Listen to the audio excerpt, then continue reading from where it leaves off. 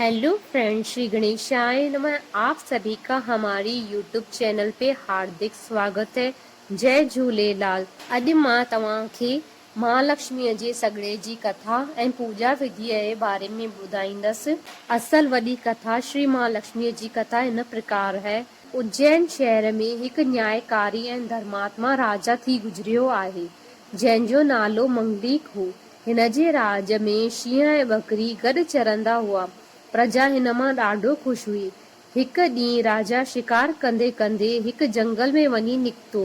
उते ॾिठाई त गोपियूं महालक्ष्मीअ जी पूॼा करे रहियूं आहिनि।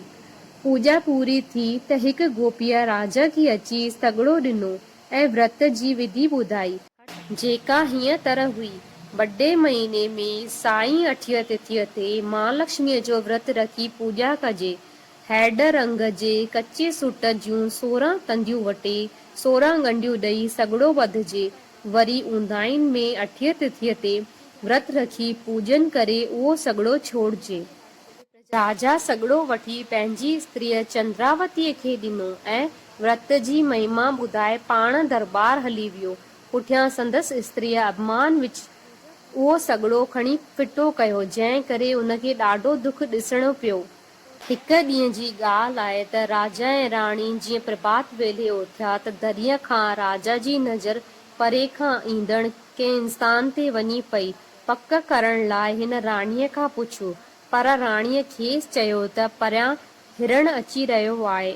इन ते ॿई पाण में विड़ी पिया ऐं आख़िर फ़ैसिलो कयऊं त जंहिंजो कूड़ निकिरंदो सो ही शहर छॾे वेंदो। राजा सिपाही दौड़ाया, जंहिं जल्द अची हिनखे ख़बर ॾिनी त बराबरि को इंसान अची रहियो आहे, जंहिं करे राजा राणीअ खे शहर मां निकाली ॾिनी। राणीअ पंधु कंदे कंदे रूपनगर नाले जे हिकु शहर में अची पहुती। बुख ऐं उञ खां व्याकुल थी पर हिकु कुमार जे घर वई, जंहिं निहाईअ मां वेठे थाव कढिया, जंहिं अधु कचा ऐं अधु पक्का निकिता, जंहिं करे उतां राणीअ खे घटि वधि ॿुधणी पियो। उतां निकिरी नदीअ वटि पाणी पीअण लाइ आई त जीअं ई नदीअ में ॿुक विधाई त नदी सुकी पई।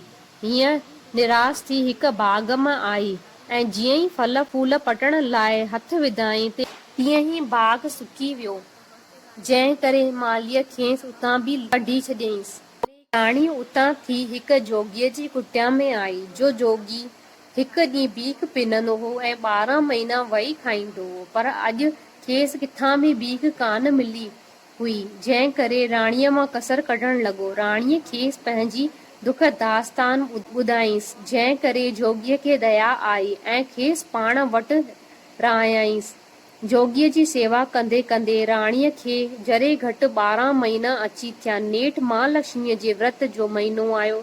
राणीअ व्रत रखी सिक सां सॻिड़ो ॿधो, जंहिं करे महालक्ष्मी राणीअ मथां राज़ी थी, जंहिं करे सुकल बाग़ सावा थी पिया। कुंभार जी नियाई मां पक्का थाव निकिरण लॻा ऐं नदी वहण लॻी।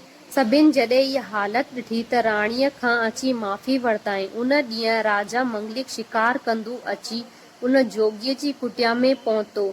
उन वक़्तु राजा खे बुख ऐं उञ ॾाढो सतायो। जा ॻाल्हि हुन वज़ीर सां कई, पर वज़ीर खेसि चयो त अॼु महालक्ष्मीअ जो पवित्र व्रत आहे। अटो घी ऐं खंडु ॾियो त रोट पचाए अचां। वज़ीर कुटिया में वञी रोट पचायो त रोट सड़ी पियो।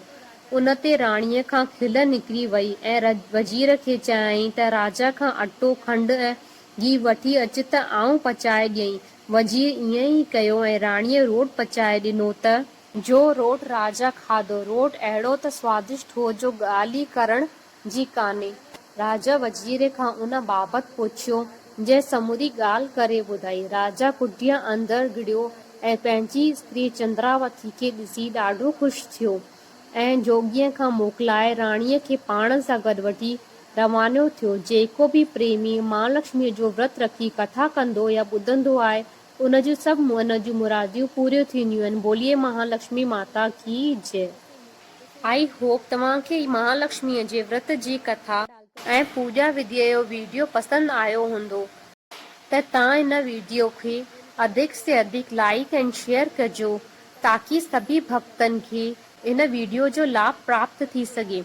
तव्हां असांजे चैनल खे सब्सक्राइब ज़रूर कजो। जय झूलेलाल। श्री गणेशाय नमः।